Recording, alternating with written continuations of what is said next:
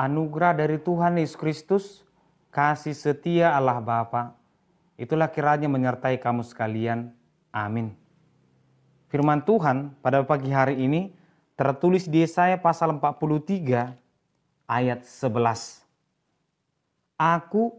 Akulah Tuhan dan tidak ada juru selamat selain daripadaku. Demikian pembacaan firman Tuhan. Selamat pagi dan salam sejahtera untuk kita semua.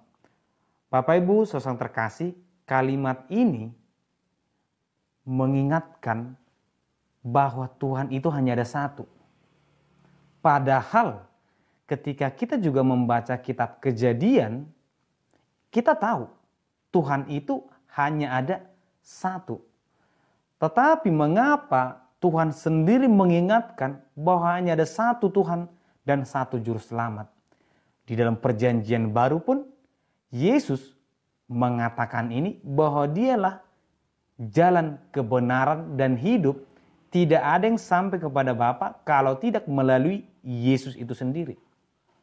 Apakah memang manusia memiliki Tuhan yang lain? Mungkin jadi.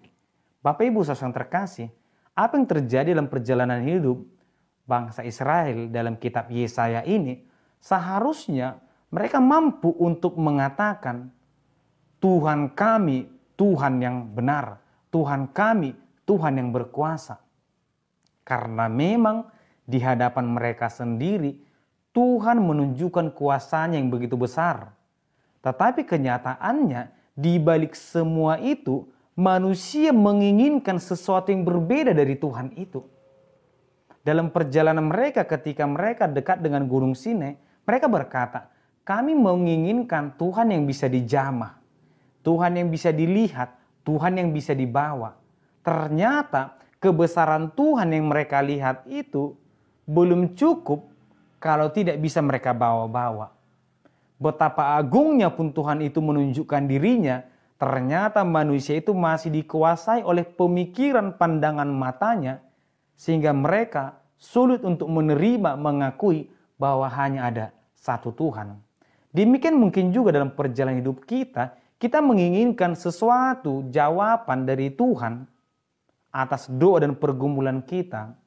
Tetapi mungkin jawaban itu tidak kita terima dan kita menginginkan mungkin jawaban yang sesuai dengan kemauan kita. Tuhan memberikan sesuai dengan jalannya, tetapi kita meminta sesuai dengan kemauan kita, sehingga kita mencari sesuatu yang lain yang mungkin memberikan jawaban sesuai dengan keinginan hati.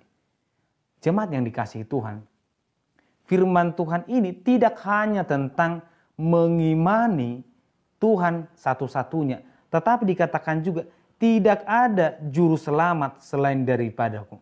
Tidak ada jalan keselamatan selain daripadaku. Tidak ada keselamatan selain daripadaku. Ternyata betul.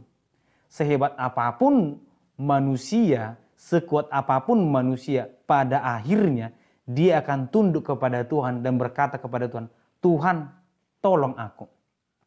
Seberapa kuatnya ternyata manusia, akan tiba saatnya dia lemah dan dia hanya bisa bergantung kepada Tuhan.